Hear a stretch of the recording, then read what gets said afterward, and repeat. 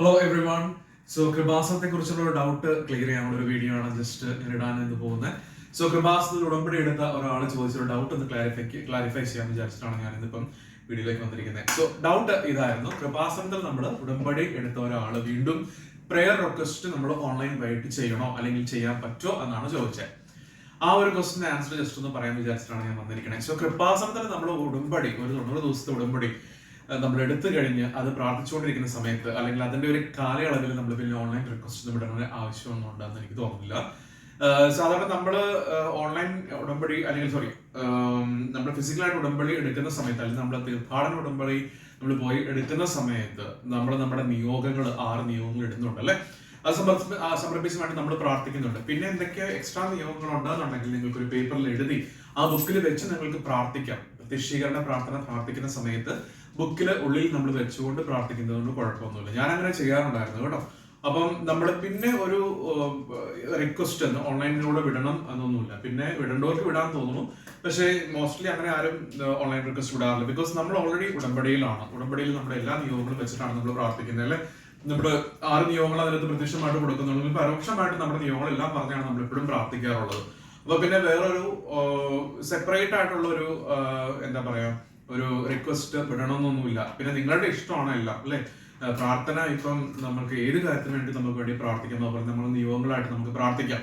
അത് അങ്ങനെ ഇനി വിടണം എന്നുണ്ടെങ്കിൽ അങ്ങനെ വിടാം. പക്ഷെ മോസ്റ്റ്ലി നമ്മൾ ഉടമ്പടിയിൽ ഇരിക്കുന്ന ആളുകൾ ഉടമ്പടിയിൽ നമ്മൾ പ്രാർത്ഥിച്ചുകൊണ്ടിരിക്കുന്ന ആ ഒരു കണ്ടിന്യൂ ചെയ്ത് തന്നെ പോവുക, ആ ഒരു പ്രോസസ്സിൽ നമ്മൾ പോകാൻ ശ്രമിക്കുക കേട്ടോ. അതായിരിക്കും ഏറ്റവും നല്ലതെന്ന് എനിക്ക് തോന്നുന്നു. ഇനി അല്ല ഉടമ്പടിയിൽ നിന്ന് പുറത്തു നിൽക്കുന്ന ഒരാൾ, ഉടമ്പടി എടുക്കാത്ത ഒരാളാണ് ഈ ഒരു കാര്യത്തിന് വേണ്ടി ശ്രമിക്കുന്നത്. ഓഫ് കോഴ്സ് നിങ്ങൾക്ക് ഓൺലൈനായിട്ട് പോയിട്ട് നിങ്ങളുടെ ഇന്റൻഷൻസ് നമുക്ക് ഓൺലൈൻ വഴി റിക്വസ്റ്റ് ആയിട്ട് അയക്കാം. നിങ്ങൾക്ക് വേണ്ടിയിട്ട് അനേകാരം ആളുകൾ പ്രാർത്ഥിക്കുന്നുണ്ടാവും. ഒരു പ്രത്യേകിച്ച് അത് ഓർക്കുക കേട്ടോ.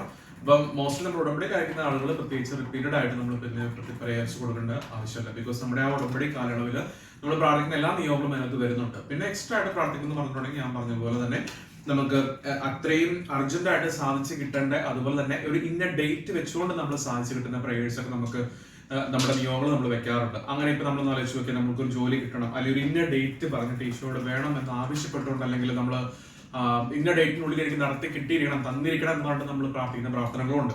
അങ്ങനെ കുറെ പേര് പ്രാർത്ഥിക്കണം. നമ്മളൊരു ഡേറ്റ് ഇട്ട് പ്രാർത്ഥിക്കുന്ന ഒരു രീതിയുണ്ട് അല്ലേ. നമ്മൾ ഒരു ഡേറ്റ് പറഞ്ഞിട്ട് ആ ഡേറ്റിനുള്ളിൽ ഇന്ന കാര്യങ്ങളിലേക്ക് നടന്ന് കിട്ടണമെന്ന് പറഞ്ഞ് നമ്മൾ വാശി പിടിച്ച് ഈശോയോടും മാതാവിനോടും കൃപാസനം അതോട് പ്രാർത്ഥിക്കുന്ന ഒരു രീതിയുണ്ട്. സോ നിഷ എന്ന് പറഞ്ഞ എൻ്റെ ഒരു ഫ്രണ്ട് എനിക്ക് പറഞ്ഞ ഒരു കാര്യമാണത്. അപ്പം ഞാൻ ആ ഒരു സമയത്ത് ഞാൻ പറഞ്ഞില്ല, ഇപ്പൊ എന്റെ വിസ താമസിച്ചിരുന്ന സമയത്ത് ഞാൻ ഒരു ഡേറ്റ് ഇട്ടിട്ട് ഇന്ന ഡേറ്റിനുള്ളിൽ എനിക്ക് പോകാൻ പറ്റണേ എന്ന് പറഞ്ഞിട്ട് ഒരു പേപ്പറിൽ എഴുതി ഞാൻ ആ ബുക്കിന്റെ ഉള്ളിൽ വെച്ചിട്ട് ഞാൻ പ്രാർത്ഥിക്കുമായിരുന്നു. സോ അപ്പൊ ആ ഡേറ്റിന് മുന്നേ ആയിട്ട് എനിക്ക് വിസ കിട്ടുകയും ചെയ്തു, ഞാൻ പോരുകയും ചെയ്തു. സോ ആ രീതിയിൽ നമ്മൾക്ക് ട്രൈ ചെയ്യാവുന്നതാണ്. സോ ഇപ്പൊ ഞാൻ ആ ചോദിച്ച ക്വസ്റ്റ്യൻസിന് ആൻസർ ചെയ്ത് നന്നായിട്ട് പറയാൻ പറ്റി തോന്നുന്നു. ഒത്തിരി ആളുകൾ കൃപാസനത്തിന്റെ ഭാഗമായിട്ട് കൃപാസന ഉടമ്പടിയും അതുപോലെ നല്ല പ്രാർത്ഥനകളൊക്കെ ചൊല്ലി എത്തിക്കുന്നുണ്ട്. കാര്യങ്ങളെല്ലാം നന്നായിട്ട് പോകട്ടെ. എല്ലാവർക്കും കൃപാസന മാതാവിന്റെയും ഈശോയുടെ അനുഗ്രഹം ഉണ്ടാവട്ടെ. അതുപോലെ തന്നെ അതിനോടനുബന്ധിച്ച് പറയാൻ ഉദ്ദേശിക്കുന്ന ഒരു കാര്യം എന്ന് പറഞ്ഞിട്ട് നമ്മൾ കൃപാസനത്തിന്റെ പ്രാർത്ഥനകളൊക്കെ നമ്മൾ എല്ലാ ദിവസവും ഉടമ്പടിയിലായിരിക്കുന്നവർ പ്രാർത്ഥിക്കാറുണ്ടല്ലേ. നമ്മൾ എല്ലാ ദിവസവും വൈകിട്ടും രാവിലെയും ഒരു ഇന്ന സമയത്തിൽ നമ്മൾ അത് പ്രാർത്ഥിക്കാറുണ്ടല്ലേ.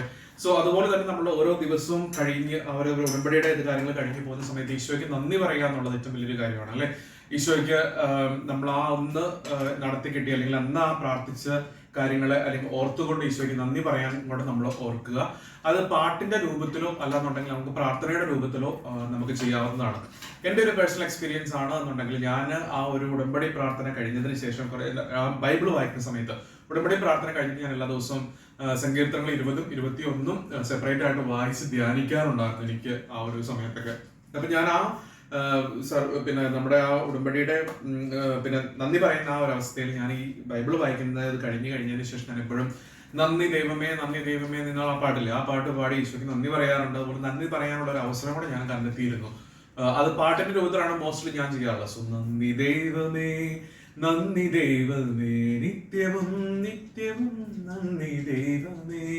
ആ പാട്ട് എപ്പോഴും ആ ഒരു പ്രാർത്ഥന കഴിഞ്ഞതിന് ശേഷം ഈ വചനം വായിച്ചു കഴിയുമ്പോൾ ഞാനത് പ്രാർത്ഥിച്ച് അല്ലെങ്കിൽ പാടാറുണ്ടായിരുന്നു. സോ അപ്പം ഈശോയ്ക്ക് നന്ദി പറഞ്ഞുകൊണ്ട് എല്ലാ ദിവസവും നമ്മൾ ഉടമ്പടി മാതാവിനും ഈശോയ്ക്ക് ഒക്കെ നന്ദി പറഞ്ഞുകൊണ്ട് ഉടമ്പടി കഴിഞ്ഞതിന് ശേഷം ഉടമ്പടി പ്രാർത്ഥന കഴിഞ്ഞതിന് ശേഷം നമ്മൾ ഇങ്ങനെ നന്ദി പറയുന്നതും വളരെ നല്ലതായിരിക്കും. സോ ഉടമ്പടിയിലായിരിക്കുന്നവർ ഇത് ജസ്റ്റ് ഒന്ന് നോക്കി കഴിഞ്ഞിട്ടുണ്ടെങ്കിൽ വളരെ നല്ലതായിരിക്കും.